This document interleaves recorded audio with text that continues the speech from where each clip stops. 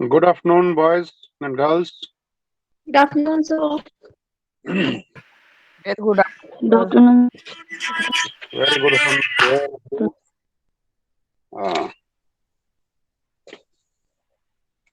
आपने जो मैंने बताया था कि जिस प्रकार से आपके सिलेबस में क्या कुछ है, याद हो गया आपको? Yes, sir. What are the contents in your syllabus? क्या कुछ सिलेबस में है और जो पेपर का स्टाइल है वो किस प्रकार का होगा, कौन कौन से क्वेश्चन कैसे कैसे पूछ जाएंगे। तो ये बात मैंने फर्स्ट डे बताई थी मैंने कि आपको पता होना चाहिए कि जो 10 चैप्टर्स हैं, इन चैप्टर्स के मैंने कहा था आप जो है अपने नोटबुक में जो आपने इंग्लिश के लिए पर्टिकुलर लगानी है, उसमें सबका नाम, सभी चैप्टर का जैसे choosing speech sound, choosing our universe, our dams, temple of modern India, इस पर सब लिख करके और सभी के राइटर्स का नाम, आपके टिप्स पे होना चाहिए। साथ में जो आपके ग्रामर के टॉपिक्स हैं, जिस प्रकार से स्पीच साउंड का भी एक ग्रामर टाइप सा ही होता है, इसके साथ साथ जो पार्ट ऑफ स्पीच हैं, करेक्ट यूज ऑफ टेंसेज है, words use different part of speech या पैराग्राफ कॉम्प्रिहेंशन वगैरह, इस तरह की चीजें, हर एक चीज अब जो है आपको ये कंप्लीटली पता होना चाहिए कि जो इंग्लिश ग्रामर है उसकी हर एक जो भी टॉपिक हैं, ये नहीं सोचना कि ये टॉपिक हमारे है ये नहीं है। आपने जो कुछ अब तक पढ़ा है वो लगभग आप सब कुछ पढ़ चुके हैं, सिर्फ आप एक स्पीच साउंड अब नया पढ़ रहे हैं। बाकी सारी चीजें जो है ये आपके +2 लेवल तक आ चुकी हैं, वैसे मैट्रिक में ही आ जाता है। तो ये चीजें आपके टिप्स होनी चाहिए, आप पता होना चाहिए इंग्लिश हम पढ़ रहे हैं तो इंग्लिश में क्या कुछ हमें पढ़ना है। BA फर्स्ट का वैसे मैंने आपको ये भी कह दिया था कि चाहे BA फर्स्ट हो, सेकंड हो, फाइनल हो, चाहे MA हो, लैंग्वेज जो है वो हमेशा एक जैसी रहती है। हिंदी आप पढ़ते हो, क्या गढ़े पढ़ते हो पहली में, और रामायण महाभारत या कितने बड़े बड़े ग्रंथ पढ़ लो, रहने वही वर्णमाला ही है, वही 40-45 जितने भी 46 वर्ड्स जो साउंड्स हैं वही साउंड रहनी है, चाहे कितने ही बड़े दुनिया के ग्रंथ लिख दो।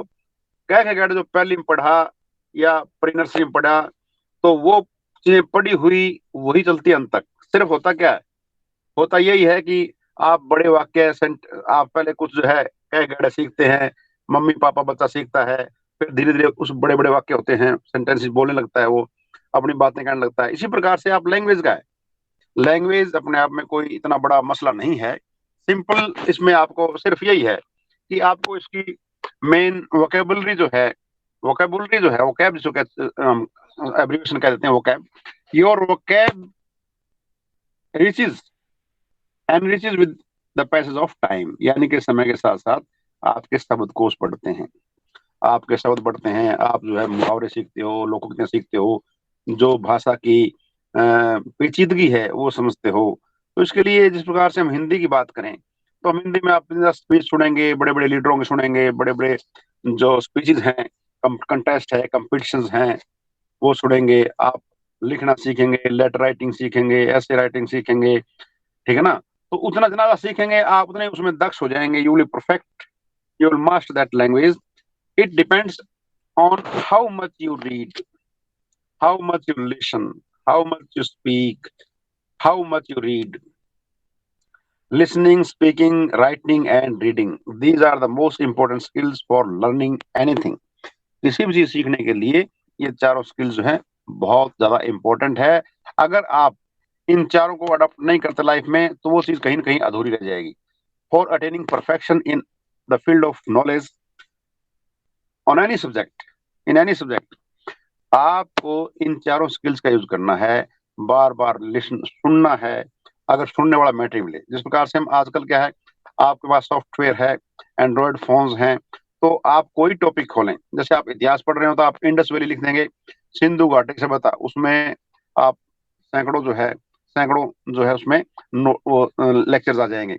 इसी प्रकार से आप किसी टॉपिक इंग्लिश में लिखेंगे टेंसेस, तो टेंसेस भी आपको आ जाएंगे, वॉइस लिखेंगे, नरेशन लिखेंगे, लिंकर लिखेंगे, कुछ भी लिखेंगे, you will get the matter. और उसको बार बार उसमें आप कन्वर्सेशन लिखेंगे, आपस में आप डिस्कशन लिखेंगे, हर चीज मिल जाती है। यानी कि you have to expose yourself, अपने आप को एक्सपोज करना है। बच्चों जितना कुछ सीखना चाहें हम वो सीख सकते हैं, हम भी आपको बता रहे हैं, हम एक्सपोज कर रहे हैं आपको, हम गाइडलाइन दे रहे हैं, लेकिन मेहनत जो है वो आपको ही करनी है।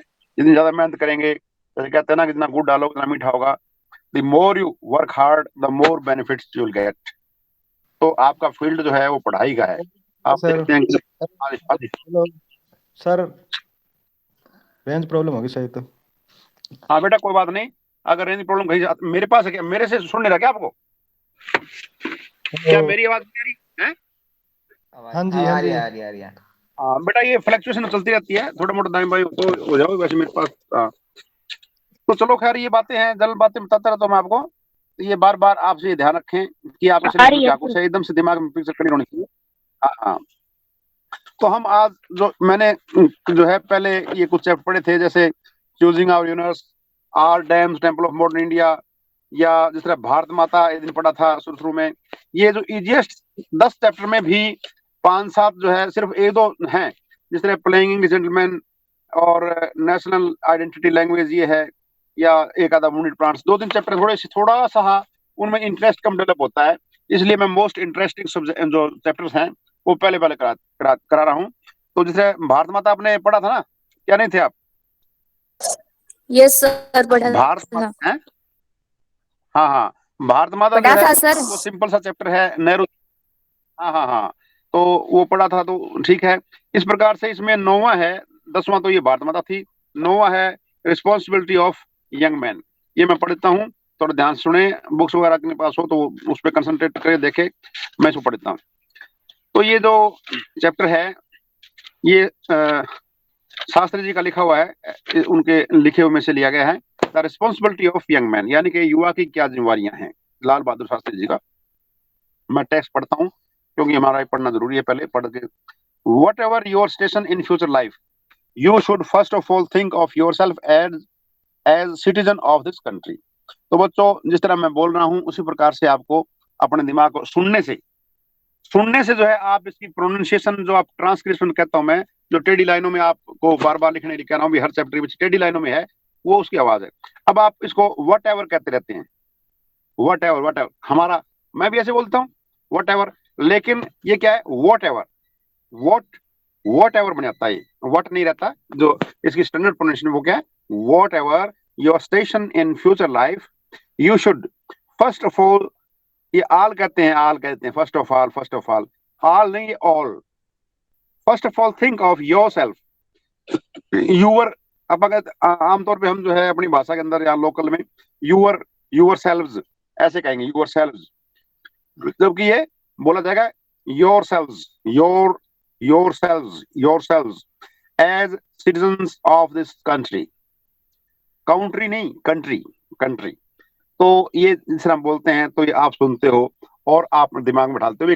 कंट्री जो स्पेलिंग है COUNTRY, इसको बिल्कुल अनजान आदमी पड़ेगा, काउंट्री, काउंट्री कह देगा, वट एवर कह देगा। तो इसको जब हम बोल रहे हैं और आप सुन रहे हो तो आप समझ गए बिना कहे कि what ever your station in future life, you should first of all think, think, अब थिंक कहना, थिंक, थिंक नहीं, थिंक, ठीक है ना। ये जो हम आपको टेढ़ी लाइनों में लिखवा रहे हैं ना, स्लेंट, वो प्रोनाउंसिएशन है, और उस हिसाब से मैं दोनों बातें बता रहा हूँ आपको। आमतौर पे हम क्या पढ़ते हैं वो बता रहा हूँ, और इसको एग्जैक्ट इसका क्या होगा वो बता रहा हूँ, और उसकी हिंदी बता रहा हूँ।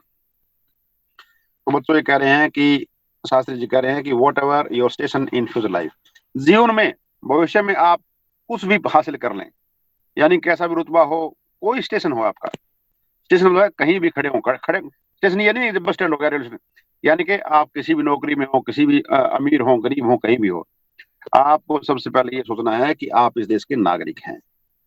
आपको ये नहीं सोचना कि आप मंत्री बन गए, मिनिस्टर बन गए, आप DC बन गए, आप कुछ भी बन रहे हो, आप टीचर बन गए, प्रिंसिपल बन गए, कहीं भी आप खड़े हैं, सबसे पहले आपकी सोच ये होनी चाहिए कि आप इस देश के सिटीजन हैं। This confers on you certain rights, confer माने डालना, आपको ये प्रदान करना, ये जो सिटीजन की भावना है ये आपको कुछ अधिकार देती है, certain rights which are guaranteed by the constitution, और वो अधिकार कहाँ मिलते हैं, संविधान से, कॉन्स्टिट्यूशन संविधान से मिलते हैं। But it is also subject you to certain responsibilities, ये क्या है, सब्जेक्ट करता है आपको, यानी कि आपको कुछ जो है अधीन कर देता है, कुछ जिम्मेवारियों के, रिस्पॉन्सिबिलिटीज के, आपको अधिकार देता है संविधान, लेकिन संविधान के साथ साथ आपकी जिम्मेवारियां भी है। बच्चों में चैप्टर 9 पढ़ रहा हूँ, कुछ बच्चे अभी ज्वाइन कर रहे हैं तो उनको पता जाए कि हम जो है बीए फर्स्ट का जो इसका फर्स्ट सेम का जो बुक है, इसमें चैप्टर 9 है the responsibility of young man. 9वां चैप्टर है लाल बहादुर शास्त्री द्वारा लिखा गया। तो ये जो सिटीजनशिप की भावना है ये हमें अनेकों अधिकार देती है और अधिकारों के साथ साथ हमारी जिम्मेवारी भी देती है, certain responsibility which also have to be clearly understood, और ये अच्छी प्रकार से हमें समझनी चाहिए। Ours democracy which enjoys freedom to the individual, हमारा देश एक लोकतंत्र देश है। एंजॉइन मीन्स आदेश करता है, ये लोकतंत्र हमें देता है, अधिकार देता है, आजादी देता है। But this freedom has to be subject to number of voluntary restraints in the interest of organised society. हमारी सोसाइटी, हमारा समाज हुआ क्या है, ऑर्गेनाइज्ड है, व्यवस्थित है, और रेस्ट्रेंट्स मर्यादाएं हैं। ये नहीं कि आजाद हो गए, आप आजाद देश में रह रहे हो तो मन मर्जी जी में आए वो करो, ऐसा नहीं है। आजादी जो है आपको कुछ कर्तव्य, कुछ मर्यादाएं भी देती हैं ताकि आप समाज में सही तरह से रह सकें। आजाद होने मतलब ये नहीं है कि आप किसी को मार दें, किसी छोड़ दें, किसी कुछ कर दें, ये नहीं। आजादी आपको स्वतंत्रता दे रही है हर तरह की, वहां कुछ नियम भी दे रही है, कुछ मर्यादाएं दे रही है, रेस्ट्रेंट्स, कुछ आपके ऊपर लिमिट लगाती है कि दूसरों की आजादी ध्यान रखना है। आप आजाद हैं लेकिन आपको दूसरों की आजादी का भी ख्याल रखना है। And these voluntary restraints have to be exercised and demonstrated in everyday life, और आपको ये रेस्ट्रेंट्स जो आपके वॉलंटरी हैं, यानी कि स्वेच्छा से आपने अपने ऊपर मर्यादाएं लगा ली हैं, उनको आप हर रोज के जीवन के अंदर दिखानी है, उसका एक्सरसाइज करना है, यानी कि प्रैक्टिस में लाना है।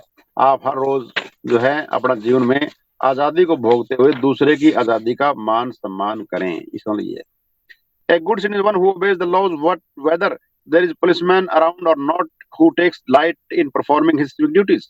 और अच्छा नागरिक वही है, आपको ये ध्यान नहीं रखना कोई पुलिस वाला आएगा आपको रोकेगा नहीं। आपकी जो ड्यूटीज हैं वो आप अपने आप करें। आप यूं ना सोचें कि कोई देख नहीं रहा, कोई पुलिस वाला नहीं है तो हम जीवन में आए वो कर लें, नहीं, जो ड्यूटीज आपकी हैं उनको आप ईमानदारी से करें। In the olden days sense of self restraint discipline was inculcated by combined effort of family teacher. Inculcate करना, डालना, मन में बिठाया जाना। पुराने समय में क्या है कि ये संस्कृति थी, ये संस्कार थे कि हमारे माँ बाप, हमारा परिवार जो है, अध्यापक जो है, ये संस्कार हमें डालते थे कि हमें समाज में किस तरह से रहना है। The economic stresses of present life unfortunately do not leave enough time to the parents look after children. और आजकल जो है आर्थिक दबाव इतना ज्यादा है कि माँ बाप सभी जो है, कोई जॉब में है, कोई नौकरी पेशे में है, तो वो पूरा समय अपने बच्चों को नहीं दे पाते। In the education institutions the number of grown so large as to take away the benefits which used to accrue formerly by personal contact with the teacher and taught। और शिक्षण संस्थाओं में क्योंकि अब संख्याएं बहुत ज्यादा बढ़ चुकी हैं। अब देखो जिस प्रकार से आप हैं, कक्षा में 70-80 बच्चे होते हैं, उन सभी बच्चों के अंदर उन सभी बातों को पहुंचाना, उनकी अंदर उस संस्कार को पूरी तरह उनके अंदर जो है इनकलकेट करना आज के टाइम में मुश्किल है। तो पर्सनल कांटेक्ट जो है टीचर और टॉट में, यानी कि अध्यापक और अध्यापन करने वालों के बीच में, वो सही तरह से बात नहीं पहुंच जाती क्योंकि संख्या जो है बहुत ज्यादा बढ़ चुकी है, कांटेक्ट नहीं हो पाता। इनएविटेबली, अनिवार्य रूप से our young students are often left much to their own resources, यानी कि आजकल विद्यार्थी जो है अपने आप सीखने के लिए छोड़ दिए जाते हैं। विद्यार्थियों को अपने आप सीखना बहुत जरूरी भी हो गया है कि बच्चे जो है काफी कुछ अध्यापक या माँ बाप बता देते हैं, लेकिन उनको भी अपने आप सीखना भी बहुत ज्यादा जरूरी है। ये नहीं है कि सिर्फ माँ बाप सिखाएंगे, टीचर सिखाएंगे, टीचर पढ़ाए तो पढ़ेंगे, नहीं पढ़ाए तो नहीं पढ़ेंगे, माँ बाप ने बताया तो बात मान ली, नहीं बताया तो नहीं मानेंगे, नहीं। आपको एक समझदार नागरिक बनना है और समझदार नागरिक बनते हुए अपने कर्तव्य पालन करना है। आपको हर चीज से सीखना है। यह नहीं है जरा मैं आपका टीचर हूँ, अब मैं भी बहुत कुछ सीख रहा हूँ। चाहे कोई आदमी कितना ही बड़ा हो जाए उम्र में, तकाजे में, ज्ञान में, लेकिन वो हर टाइम कुछ न कुछ सीखता रहता है। कोई अपने आप में संपूर्ण नहीं है, ठीक है ना। हर जीव कोई भी है, हर मनुष्य जो है वो इनकम्प्लीट है, वो मरते दम तक सीखता रहता है। तो इस तरह से जो है आपको भी सीखते रहना चाहिए। This is an important aspect which need through examination, और ये बहुत ही इंपॉर्टेंट जो है पहलू है, एस्पेक्ट है, जिसको विच नीड्स थोरो ज्ञान, जिसको पूरी तरह से अध्ययन करने की जरूरत है, थोरो, पूर्ण रूप से। The responsibility of young citizen is great, हमारे युवाओं की बहुत बड़ी जिम्मेवारी है। शास्त्री जी करेंगे हमारे युवाओं की जिम्मेवारी जो है बहुत बड़ी बन जाती है। In my view every station in life important in itself, Shastri ji कहते हैं कि चाहे कोई आदमी कहीं पर भी खड़ा है, किसी भी ओहदे पर है, उसकी जिम्मेवारी महत्वपूर्ण है, वो अपने आप में महत्वपूर्ण है। Work has its own dignity and there is great satisfaction in doing one's own job to the best of one's ability. Work की जो अपनी डिग्निटी है और उसको करने में आदमी को बड़ा भारी संतोष मिलता है, सेटिस्फैक्शन मिलता है। Whatever the duties we should apply ourselves with sincerity and devotion, हमारा कोई भी कार्य हो हमें अपना काम जो है पूरी सिंसियरिटी से करना चाहिए। Such an approach, apart from being good in itself, also has the added advantage of opening avenues for further advancement। और इस प्रकार का हमारी अप्रोच रहेगी तो हमारे जीवन में नए नए एवेन्यूज, नए नए रास्ते खुल जाएंगे।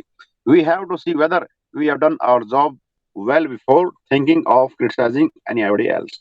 यानी कि दूसरे को क्रिटिसाइज करने से पहले हमें अपना काम करना होगा। ये नहीं दूसरों की आलोचना करते रहें, दूसरों को काट करते रहे, नहीं, ऐसा नहीं, हमें अपना काम जो है पूर्ण रूप से करना होगा। All too often we succumb to the temptation of decrying others without bothering to look to ourselves, यानी कि हम आमतौर पे हमारी टेम्पटेशन रहती है, हमारी आदत रहती है कि हम दूसरों की काट करते रहते हैं, अपने आप को नहीं देखते। तो इस प्रकार से कुछ एक लाइनें ये हम जो है कल नेक्स्ट में पढ़ेंगे। तो विद्यार्थियों ये चैप्टर थोड़ा आप भी पढ़ना, और इसके साथ साथ जो है मैंने कहा था जैसे ग्रामर के अंदर आपके part of speech and speech sound, दो बातें हैं। स्पीच साउंड मैंने कह दिया 44 साउंड हैं, उनको आपको बार बार लिख करके देखना है स्पीच साउंड से, और हर एक चैप्टर के पीछे दे रखे हैं वर्ड्स, वो बार बार लिख करके देखने हैं। जो भी आपको इस प्रकार से मिल जाए उसकी प्रैक्टिस करनी है लिख लिख करके। ये बार बार लिख लिख के प्रैक्टिस करने से आप 50 नंबर के मालिक बन जाएंगे। आप जो है कभी इंग्लिश में 6 के 6 सेमेस्टर में फेल नहीं होंगे। पहली बात तो ये होगी कि स्पीच साउंड में 44 स्पीच जो साउंड्स हैं उनको 80 प्रकार से बार बार लिख करके देखें। ये जब लिखे जाएंगे, मैं बार बार क्यों कह रहा हूँ, क्योंकि आप जो है बार बार लिख करके पूरी तरह से परफेक्ट हो जाएंगे, तो मैं कुछ भी बोलूंगा आपको, कुछ भी कराऊंगा आपको, तो वो आसानी से आप कर पाएंगे। आपने क्या कर नहीं सीखे, आपको मैं कोई प्रस्ताव लिखाने लग जाऊं, एप्लीकेशन लिखाने लग जाऊं, तो वो जो है नहीं सीखी जा सकती। तो मैंने कह दिया जरा क्या कह आपने याद कर लिए तो आप जो है ग्रंथ पढ़ सकते हैं, इसी प्रकार से याद कर लेते हैं। तो ये थोड़ा सा ये करेक्शन करने के लिए है, ये जो हम 44 पी साउंड याद कर रहे हैं, ताकि आप आगे भविष्य में डिक्शनरी के माध्यम से किसी शब्द को बोलना कैसे है वो आप आसानी से सीख सकते हैं। इसलिए इनको आप जो है इस महीने में भी पूरी तरह से हर रोज लिख लेंगे तो ये महीने में पूरी दिमाग से आप में बैठ जाना चाहिए। पहली बात हो गई है। दूसरी बात यह है कि part of speech, part of speech में कंप्लीट ग्रामर आती है बच्चों। जैसे पार्ट उसमें क्या है, नाउन, प्रोनाउन, नाउन किसी चीज का नाम, any word which name anything is noun. फिर हमने उसको नाउन को आगे भागों में बांट दिया, proper noun, common noun, collective noun, abstract noun, material noun. यानी कि मैटर का नाम है सोना चांदी लोहा तो मैटेरियल नाउन होगी।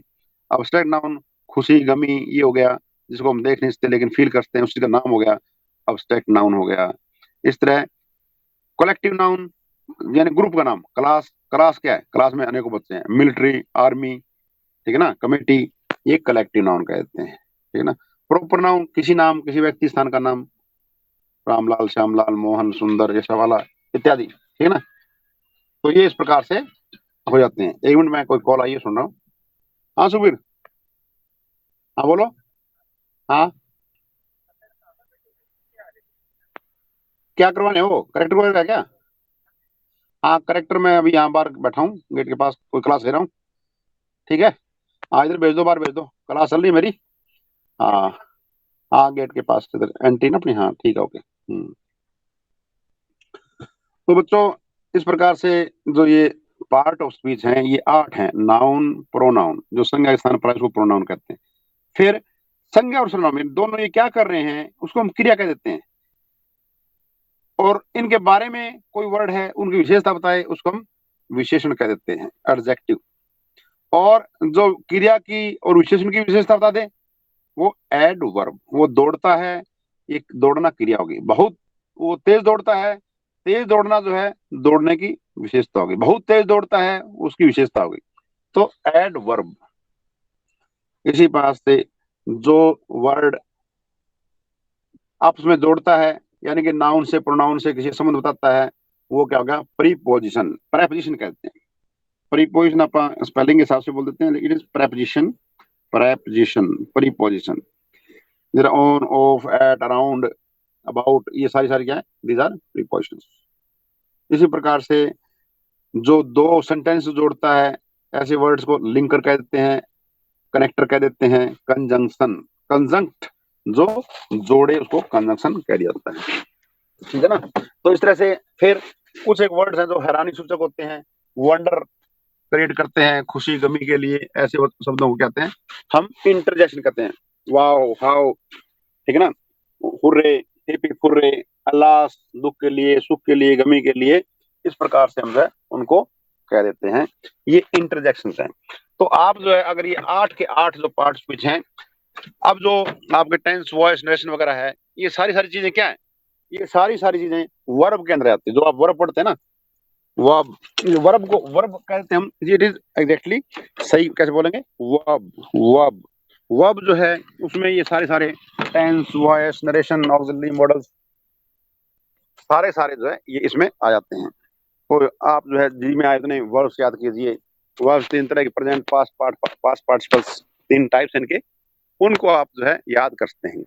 उनको याद करना इसलिए जरूरी है कि आगे आप जो टेंस पढ़ाएंगे तो उसमें इनका प्रयोग होगा। आपको तीनों फॉर्म ऑफ स्पीच जो है अपने टेंस की, वर्ब की, ये याद होनी चाहिए।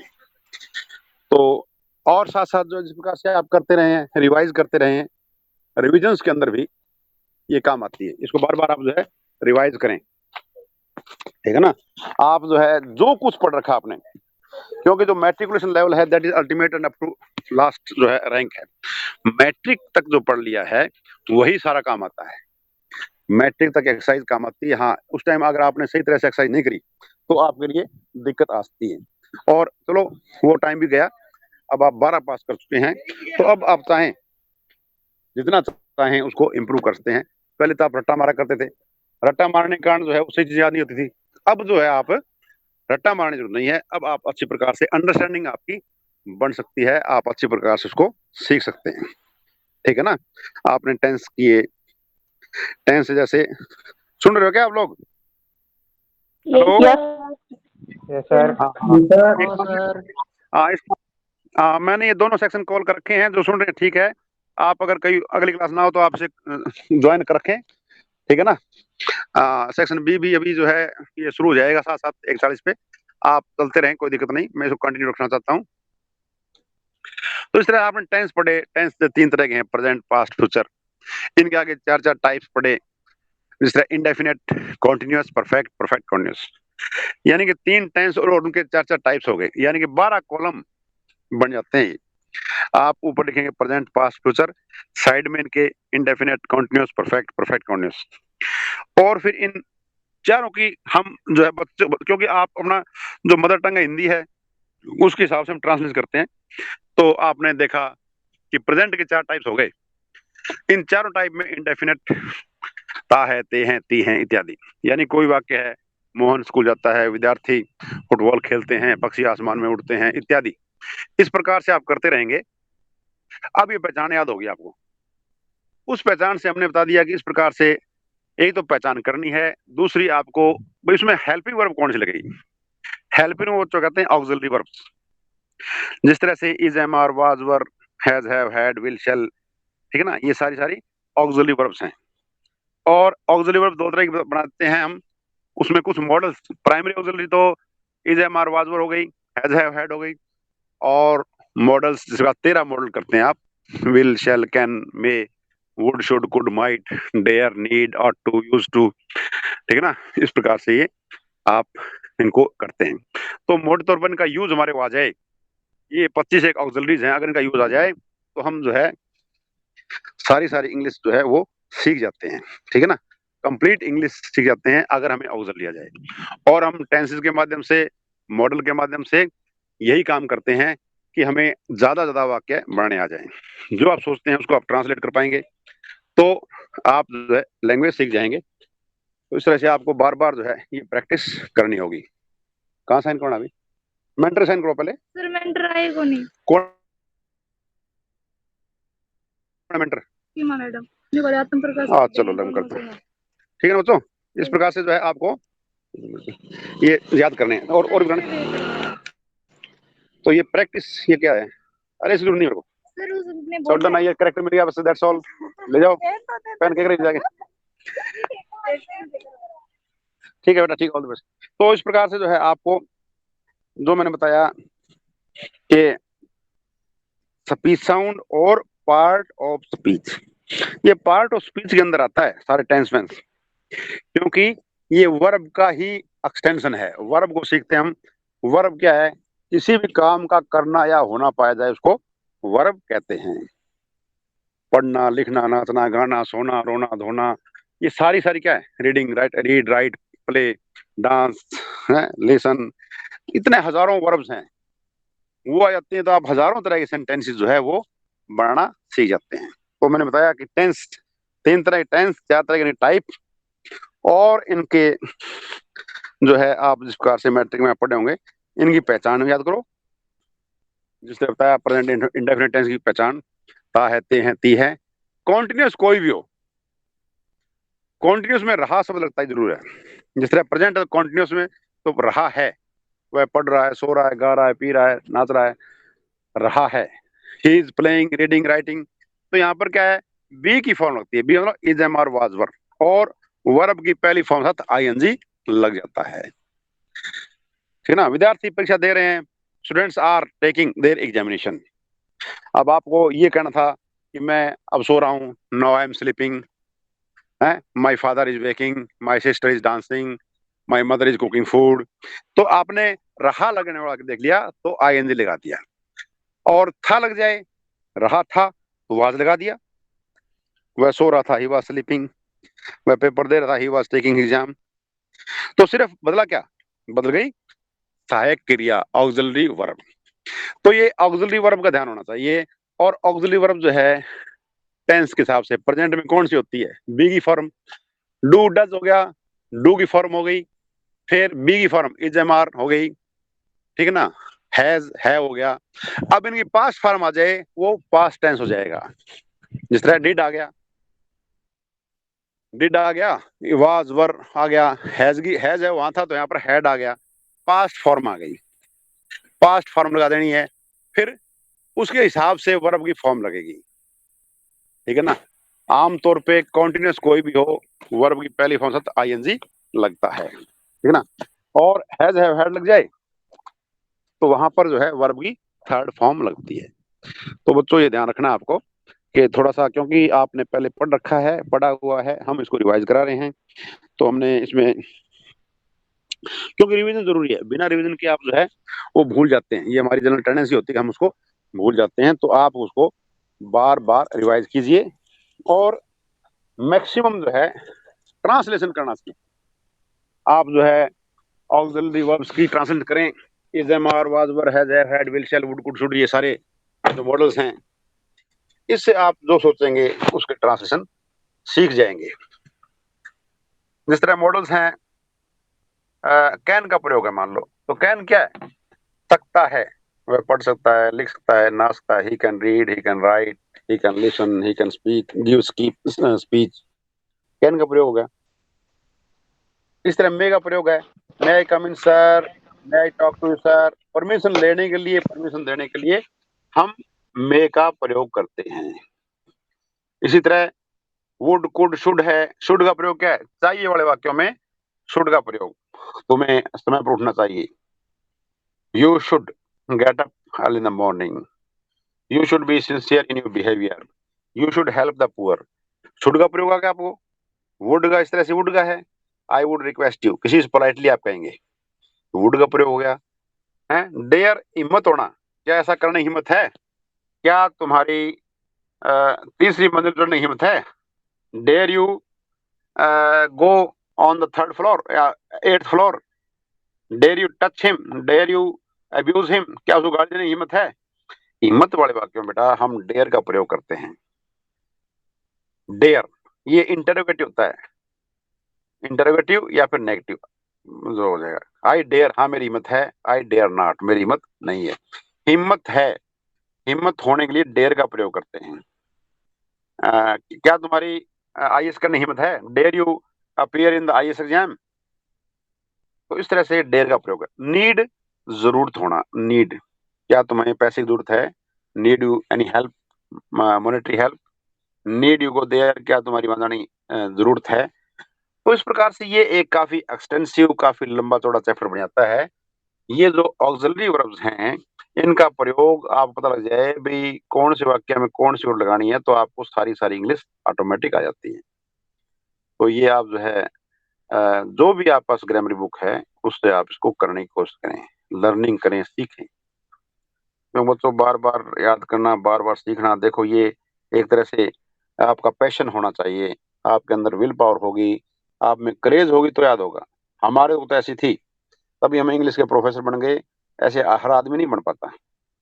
तो ऐसा ही है, मैं नहीं कह रहा कि मैं भी फेल हुआ हूँ, मैं भी मैट्रिक इसमें तीसरी में फेल हो गया था, मैं भी एक गांव गांव की बैकग्राउंड से हूँ, हमारे कोई थोड़ी सबको इंग्लिश आती है। तो ऐसा नहीं है, आप जिस बैकग्राउंड में बच्चों आप अगर मेहनत करेंगे, जो चीजों की आपकी उम्र है, आपका काम भी यही है। माँ बाप, मैंने पहले भी कहा था कि माँ बाप आपको ये सारा अपना खर्चा दे रहे हैं, पैसे दे रहे हैं, वो अपनी मेहनत दे रहे हैं, ठीक है ना। They are doing hard work just for you, आपको, ताकि आप पढ़ सकें।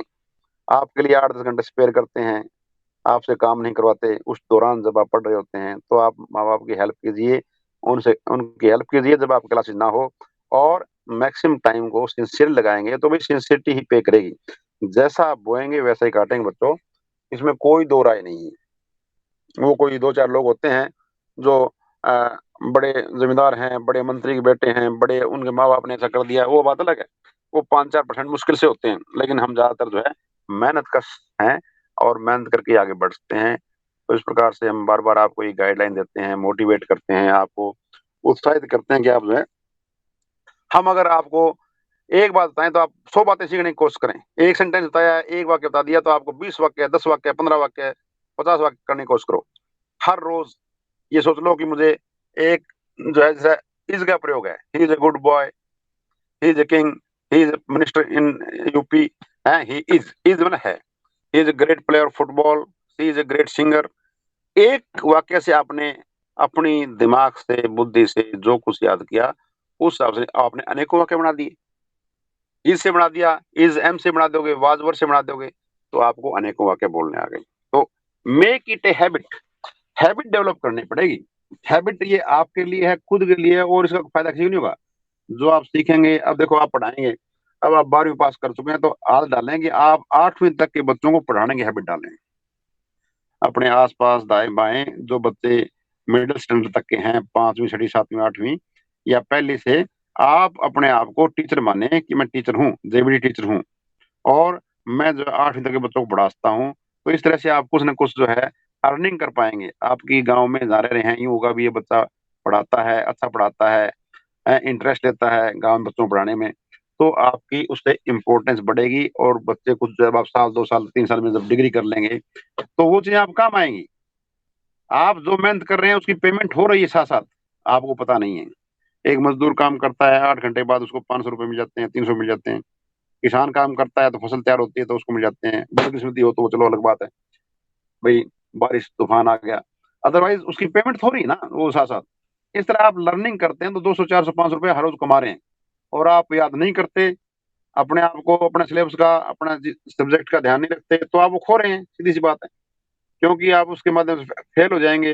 फेल हो गए तो फिर उसमें बार बार ये आती रहेगी, कंपार्टमेंट आती रहेगी, उसको तोड़ते रहो। सिंसियरली करोगे तो फेल भी नहीं होगे, अच्छे नंबर से पास होगे।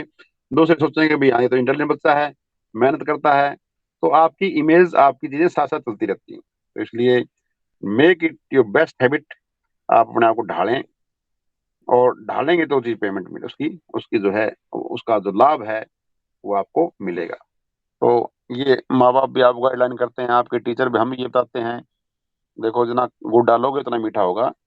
आप अपनी टेक्स्ट बुक को बार बार पढ़िए, वर्ड्स को, इनके मीनिंग याद कीजिए, सेंटेंसेस कैसे लिख रखे हैं उसमें वो देखिए, एसेज वगैरह पैराग्राफ जो आपने पढ़े, जैसे my aim in life, my best friend, life in village, कुछ भी पढ़ा है उन बातों को दिमाग में ग्रहण कीजिए, संग्रहित कीजिए और डे टू डे लाइफ में उसको यूज करने की सोचें। आप जहां भी खड़े हैं, आप जो देख रहे हैं उसको भाषा में बांधिए, हिंदी में बांधिए, क्योंकि आप हिंदी सब्जेक्ट आपका है। मैं नहीं कहता सिर्फ अंग्रेजी अंग्रेजी, हिंदी सब्जेक्ट आपका है। आप खेत में खड़े हैं तो खेत में खड़े उस दृश्य को आप जो है अपने शब्द बांधे कि आज मैं जो है अपने खेत में गया, अपने जो है, ठीक है ना, वहां पर मैंने देखा कि तरह तरह के जो है पक्षी चहचहा रहे थे। सुबह सुबह के सीन को पूरा डिस्क्राइब कीजिए, आसमान में बादल थे, ठीक है ना, सूरज जो निकल चुका था, जैसे भी मान उसको, और जो खेती बाड़ी जो फसल है उनके नाम लीजिए उसको, यानी कि आप अपने विचारों को जॉट डाउन, इसे होता है जॉट डाउन करना, जोड़ना, विचारों को लिखना सीखिए। उसमें गलतियां होंगी, कई बार अनइम्प्रेसिव बनेगा, कुछ कनेक्शन सही नहीं बनेगा सेंटेंसेस का, लेकिन धीरे धीरे आप उसको बार पढ़ेंगे तो आप उनको जोड़ करके बना सकेंगे। इसी प्रकार से उन्हीं सेंटेंस छोटे वाक्यों को आप अंग्रेजी में तब्दील कीजिए। भाई मैं इसकी अंग्रेजी कैसे बनाता हूँ। Today I got up in the morning, आज मैं सुबह सुबह उठा है, and after refreshing myself I started from my farm house या माई लैंड, ठीक है ना, मैं अपने खेतों में गया, and there I really enjoyed the atmosphere, it was very fine weather. यानी इस प्रकार से आप जो कुछ देखेंगे, ठीक है ना, तो उसको, उससे आप उस माहौल को, उस वातावरण को, अपने स्टेट ऑफ माइंड को, अपने दिमाग को उससे भाषा में बांधने की कोशिश करें। लैंग्वेज दें उसको, जुबान दें उसको, वॉइस योर फीलिंग्स, अपने फीलिंग जो जो कुछ देख रहे हैं, और इससे आप सीख जाएंगे। हम कोई लेटर लिखते हैं, कोई एप्लीकेशन लिखते हैं, कोई ऐसे लिखते हैं, कोई स्पीच देते हैं, तो उसमें यही तो करते हैं।